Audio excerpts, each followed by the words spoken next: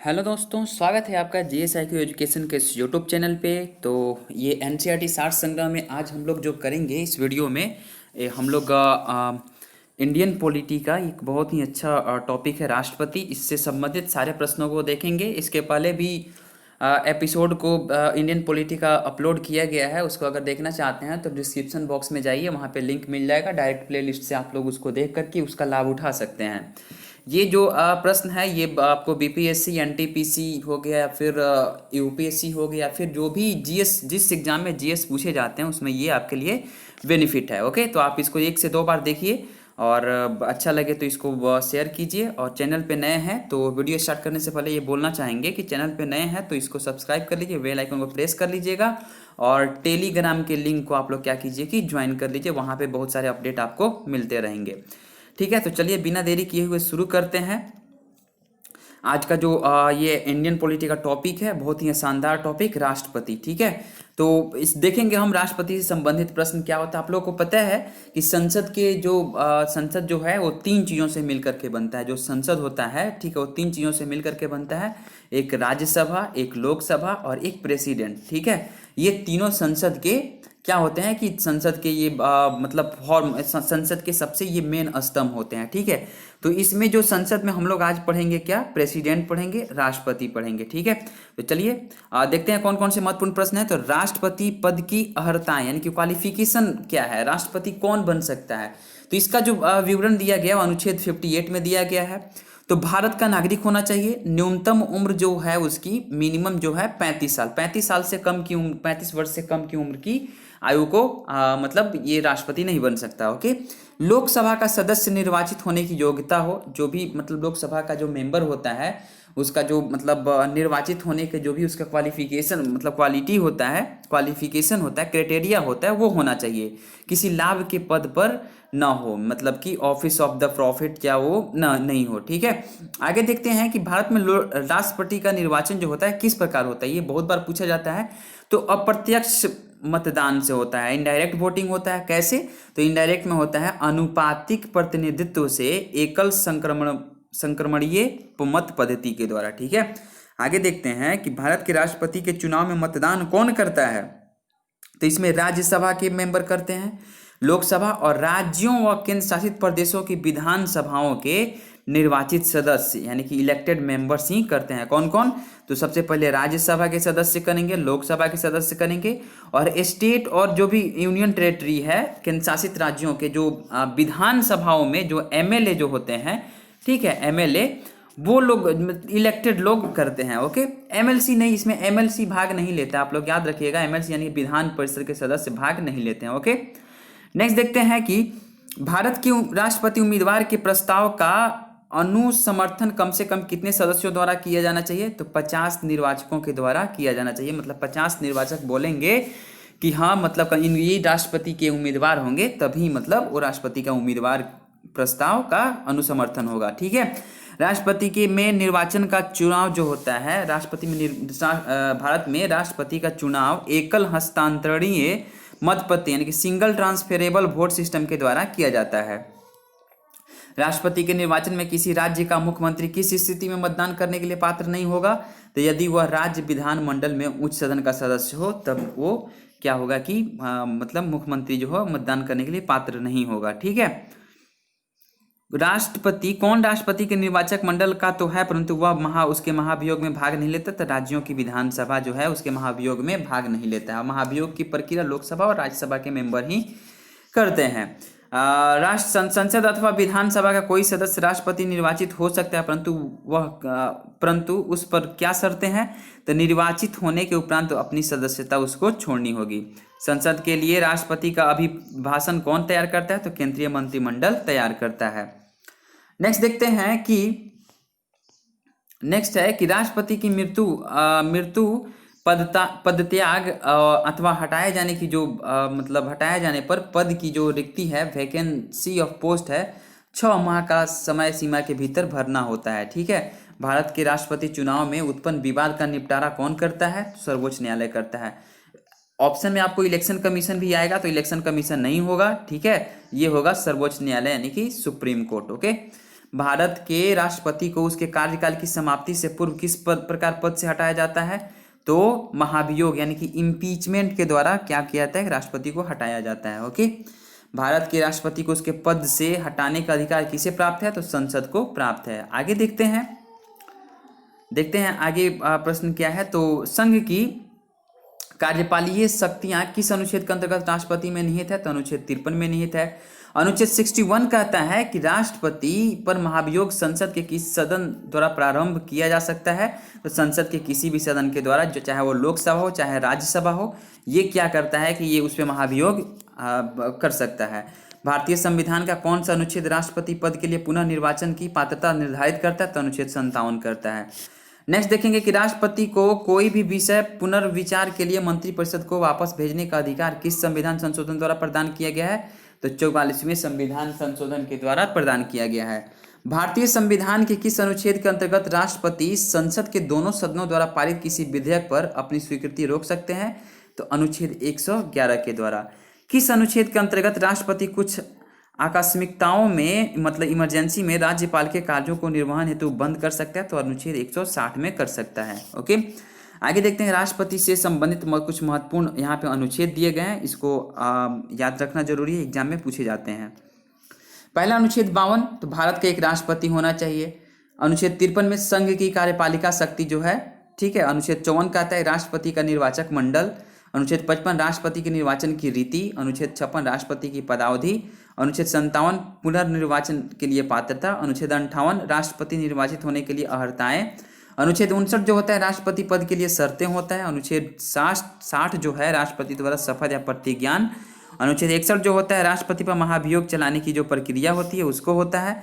और अनुच्छेद 62 कहता है कि राष्ट्रपति का पद रिक्त होने की स्थिति में उसे भरने के लिए निर्वाचन करने का समय और आकस्मिक रिक्ति को भरने के निर्वाचित व्यक्ति का पदावधि। अनुच्छेद 72 कहता है कि क्षमा आदि की कुछ मामलों में दंडादेश के निलंबन, परिहार या लघुकरण की राष्ट्रपति की शक्ति जो है अनुच्छेद 72 में कहता है कि अगर किसी को मृत्युदंड मिली है तो उसको वो क्या करता है, उसको माफ कर सकता है या उसकी जो दंड को कमी कर सकता है। अनुच्छेद 73 कहता है कि संघ की कार्यपालिका शक्ति का विस्तार करना है। ओके, आगे देखते हैं कि राष्ट्रपति को मृत्युदंड के मामले में क्षमा दान करने की शक्ति प्राप्त है, किंतु यह राज्यपाल के पास यह जो है शक्ति नहीं है। ओके, नेक्स्ट देखते हैं कि सर्वोच्च न्यायालय के न्यायाधीश को उसके पद से हटाने का अधिकार किसे प्राप्त है? तो राष्ट्रपति को है। सर्वोच्च न्यायालय के जो न्यायाधीश होते हैं उनको पद से कौन हटा सकता है? तो राष्ट्रपति हटा सकता है। भारत का संविधान अनुच्छेद 143 राष्ट्रपति को उच्चतम न्यायालय से परामर्श यानी कंसल्ट करने की शक्ति प्रदान करता है। ठीक है, मतलब ये राष्ट्रपति को ये क्या करता है, उच्चतम न्यायालय से परामर्श यानी कंसल्ट ले सकता है। राष्ट्रपति लोकसभा को कब भंग कर सकते हैं? तो केंद्रीय मंत्रिमंडल की अनुशंसा पर उसको भंग कर सकते हैं। नेक्स्ट देखेंगे कि लोकसभा और राज्यसभा का जो संयुक्त अधिवेशन किसके द्वारा आहूत किया जाता है? मतलब आहूत का मतलब होता है बुलाना। ठीक है, तो राष्ट्रपति के द्वारा बुलाया जाता है, लेकिन अध्यक्षता कौन करेगा? ऑप्शन में राष्ट्रपति रहेगा, लेकिन अध्यक्षता जो करता है वो लोकसभा का स्पीकर करता है, अध्यक्ष करता है। अब ये लोकसभा का अध्यक्ष कौन है? ओम बिरला है। ठीक है, भारत के राष्ट्रपति ने किस एकमात्र मामले में जेबी वीटो यानी कि पॉकेट वीटो की शक्ति का प्रयोग किया था? तो भारत डाकघर संशोधन विधेयक 1986 में अपना पॉकेट वीटो का प्रयोग किया था। भारत का राष्ट्रपति संसद के दोनों सदनों की चर्चा में भाग नहीं ले सकता है। ओके, आगे देखते हैं किसी भौगोलिक क्षेत्र को अनुसूचित क्षेत्र घोषित करने का संवैधानिक अधिकार किसे प्राप्त है? तो राष्ट्रपति को है। ठीक है, मतलब कोई भी भौगोलिक क्षेत्र है, जोग्राफिकल रीजन है, उसको क्या करता है? अनुसूचित क्षेत्र मतलब शेड्यूल जो रीजन में उसको घोषित करने का संवैधानिक अधिकार राष्ट्रपति ही करता है। राष्ट्रपति के द्वारा जो कौन कौन से अधिकारी नियुक्त होते हैं इसको देख लेते हैं। तो राष्ट्रपति जो है वो प्रधानमंत्री एवं केंद्रीय मंत्री की नियुक्ति करता है, राज्यों के राज्यपाल का नियुक्ति करता है, वित्त आयोग व राजभाषा के आयोग के अध्यक्ष एवं सदस्यों का नियुक्ति करता है, उच्चतम न्यायालय और उच्च न्यायालय को न्यायाधीशों की नियुक्ति करता है, भारत के महान्यायवादी तथा नियंत्रक एवं महालेखा परीक्षक की नियुक्ति करता है, संघ लोक सेवा आयोग के अध्यक्ष जो यूपीएससी है उसके अध्यक्ष एवं सदस्यों की नियुक्ति करता है, मुख्य निर्वाचन आयुक्त एवं अन्य निर्वाचन आयोग जैसे कि इलेक्शन कमीशन है और अदर इलेक्शन कमिश्नर है उसको भी निर्वाचित यही राष्ट्रपति ही करते हैं, राष्ट्रीय मानवाधिकार आयोग के अध्यक्ष एवं सदस्यों की नियुक्ति करते हैं, अनुसूचित जाति व अनुसूचित जनजाति के जो भी आयोग हैं उनके अध्यक्ष एवं सदस्यों की ये नियुक्ति करते हैं। संघ राज्य क्षेत्रों के राज्यपाल अथवा प्रशासक की भी ये क्या करते हैं, ये जो है मतलब ये नियुक्ति करते हैं। दिल्ली व पुडुचेरी के जो मुख्यमंत्री हैं, ये तो मतलब यूनियन टेरिटरी है ना, तो वहाँ के जो मुख्यमंत्री हैं इसको भी ये राष्ट्रपति ही निर्वाचित मतलब चुनते हैं, अपॉइंट करते हैं, नियुक्त करते हैं। ओके, आगे देखेंगे कि वर्तमान में राष्ट्रपति का मासिक वेतन कितना है, तो राष्ट्रपति का भी 5 लाख रुपये पर मंथ है। यदि भारत के राष्ट्रपति का पद रिक्त हो जाए और कोई उपराष्ट्रपति भी न हो, तब कार्यवाहक राष्ट्रपति कौन होगा, तो अगर भारत के राष्ट्रपति का पद जो है वो खाली हो जाता है, ठीक है, तो उपराष्ट्रपति लेंगे। अगर उपराष्ट्रपति भी ना हो तो कौन करेगा, ठीक है, तो वो जो कार्यवाहक राष्ट्रपति सर्वोच्च न्यायालय का मुख्य न्यायाधीश होता है और 6 महीने के अंदर में इसकी सीट को भरना होता है। वह राष्ट्र का प्रतिनिधित्व करता है परंतु राष्ट्र का नेतृत्व नहीं करता है। यह उक्ति किस पे लागू होती है, तो भारत के राष्ट्रपति पे, यानी कि डिजोर होता है राष्ट्रपति, ठीक है, लेकिन डिफैक्टो प्रधानमंत्री होता है।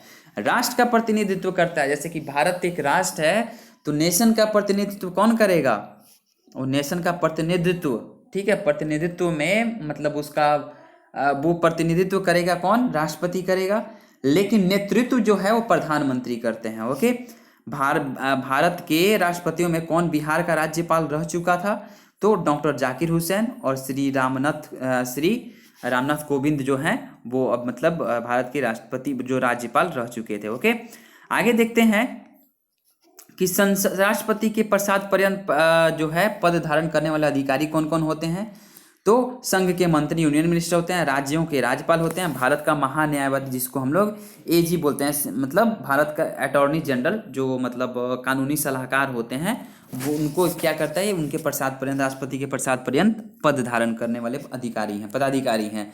एक विधेयक जो संसद में प्रस्तुत किया जाता है वह किस प्रक्रिया के बाद अधिनियम बन जाता है, तो राष्ट्रपति के हस्ताक्षर के बाद। सबसे पहले लोकसभा, फिर राज्यसभा पारित करता है, फिर प्रेसिडेंट सिग्नेचर कर देता है तो वो आपका एक्ट बन जाता है। या फिर राज्यसभा से कोई आया, फिर लोकसभा उस पर बहस करता है, फिर प्रेसिडेंट उस पर साइन करता है, तभी वो अधिनियम बनता है, एक्ट बनता है। जब कोई विधेयक जब संसद के दोनों सदनों द्वारा पारित किया जाए तो राष्ट्रपति को उस विधेयक पर अपनी अनुमति रोकने का अधिकार प्राप्त है।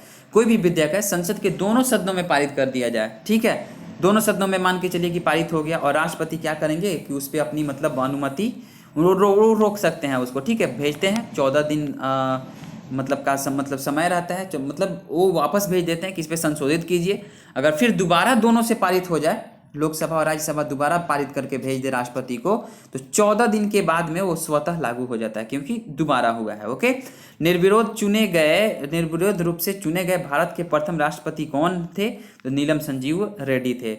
भारत के राष्ट्रपतियों में से किनका संबंध ट्रेड यूनियन आंदोलन से रहा, तो वराह वेंकट गिरी का रहा। भारतीय संविधान भारत के राष्ट्रपति को राज्यों के मुख्यमंत्री की नियुक्ति का अधिकार नहीं देता है। राष्ट्रपति का कार्यकाल कितना दिन का होता है, तो पद ग्रहण से जो होता है वो दिन से 5 वर्ष तक होता है, और यही अमेरिका में 4 साल के लिए होता है। भारत के किस राष्ट्रपति को मिसाइल मैन की संज्ञा दी जाती है, तो एपीजे अब्दुल कलाम को मिसाइल मैन की संज्ञा दी जाती है। भारत के मुख्य न्यायाधीशों में से किसने राष्ट्रपति के रूप में कार्य किया, तो जस्टिस एम हिदायतुल्लाह जो थे वो क्या थे, पहले न्यायाधीश, मुख्य न्यायाधीश भी थे और बाद में वो राष्ट्रपति के रूप में भी काम किए। धन विधेयक जो होता है, मनी बिल जो होता है, पुनर्विचार हेतु लौटाने का संवैधानिक अधिकार, जो विशेषाधिकार राष्ट्रपति के पास नहीं है। ओके, श्री रामनाथ कोविंद जो है वो भारतीय गणतंत्र के राष्ट्रपति के रूप में कौन सा क्रम है, तो 14वां क्रम है। आगे देखते हैं वित्त आयोग की नियुक्ति कौन करता है, अरे भाई फाइनेंस कमीशन की भी नियुक्ति कौन, राष्ट्रपति ही करता है। राष्ट्रपति के रूप में डॉक्टर राजेंद्र प्रसाद ने सबसे लंबी अवधि 1950 से 1962 तक, एवं डॉक्टर जाकिर हुसैन जो थे कार्यकारी राष्ट्रपति छोड़कर सबसे कम अवधि 1 वर्ष 11 महीने तक का कार्य किया था। राष्ट्रपति द्वारा क्षमादान की स्थितियां क्या क्या है, तो जब दंड सेना न्यायालय द्वारा दिया गया हो तब, जब दंड संघीय विषय से संबंधित विधि के विरुद्ध अपराध के लिए दिया गया हो तब, और जब दंडादेश जो है मृत्यु दंड हो तब। ओके, एक यहाँ पे इंफॉर्मेशन देख लेते हैं, फैक्चुअल इंफॉर्मेशन देख लेते हैं कि राष्ट्रपति के विरुद्ध महाभियोग संसद द्वारा चलाई जाने वाली एक अर्ध न्यायिक प्रक्रिया यानी क्वैसी जुडिशियल प्रोसेस है।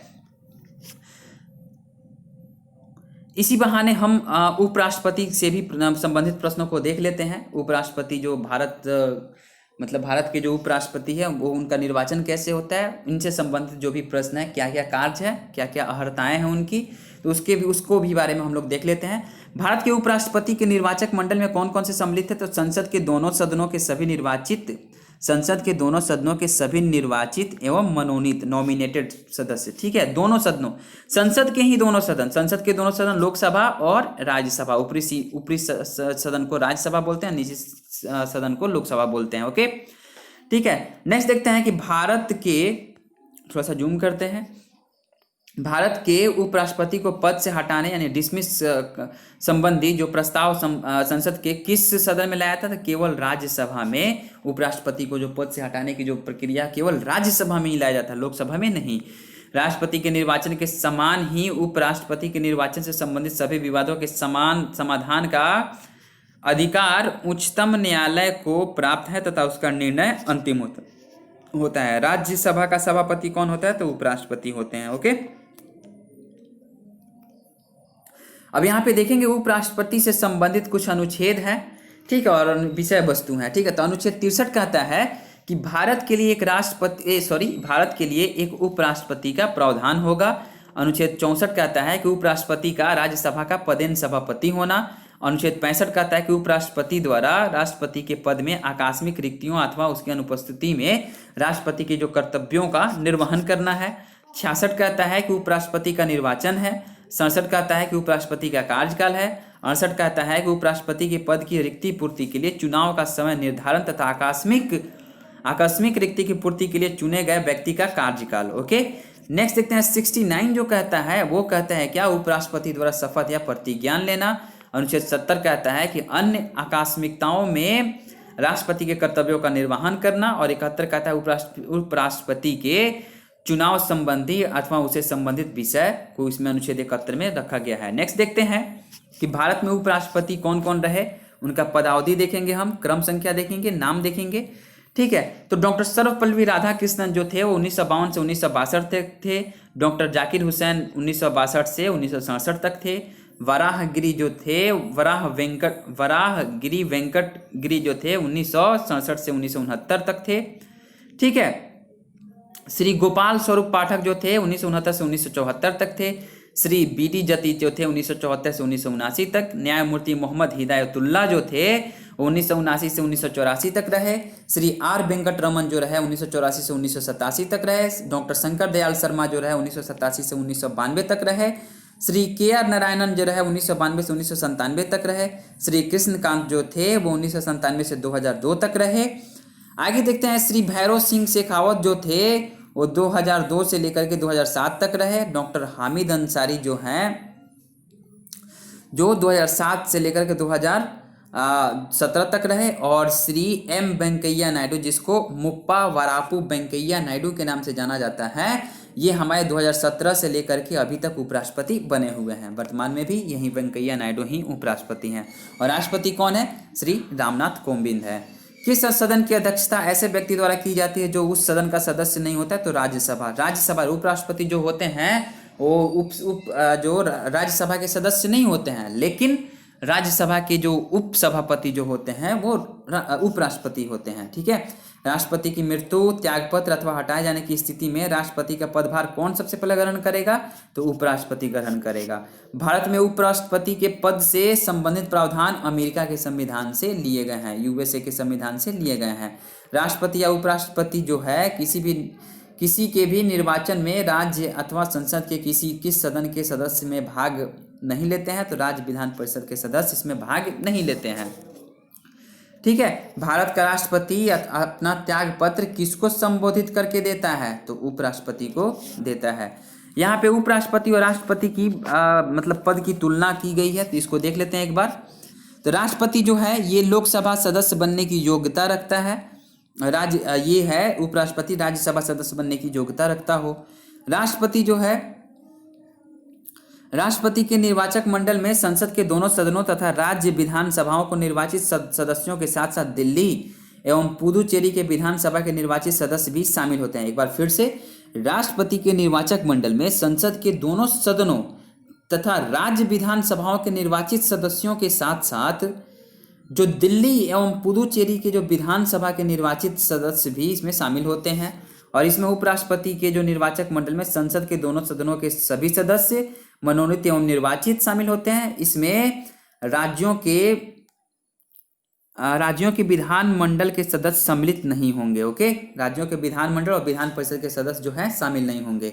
राष्ट्रपति को पद से हटाए जाने की प्रक्रिया महाभियोग किसी भी सदन में प्रारंभ की जाती है और उपराष्ट्रपति को पद से हटाने की प्रस्ताव जो है वो केवल राज्यसभा में ही प्रस्तुत किया जाता है। एक इम्पोर्टेंट फैक्ट्स देखेंगे यहाँ पे, फैक्चुअल इंफॉर्मेशन की इन उपराष्ट्रपति का वेतन भारत की संचित निधि यानी कि कंसोलिडेटेड फंड के पर भारित होता है। ओके, चलिए ठीक है। इस वीडियो में केवल राष्ट्रपति और उपराष्ट्रपति से संबंधित हम लोगों ने प्रश्नों को देखा। नेक्स्ट वीडियो में हम लोग मिलेंगे केंद्रीय मंत्रिपरिषद, यूनियन काउंसिल ऑफ मिनिस्टर, ठीक है। तो इससे महत्वपूर्ण प्रश्न पूछे जाएंगे एग्जाम में, तो बने रहिए हमारे GSIQ एजुकेशन के इस यूट्यूब चैनल के साथ में और सपोर्ट कीजिए। और चलिए फिर मिलते हैं नेक्स्ट वीडियो में, तब तक के लिए आप सब किसी का बहुत बहुत धन्यवाद।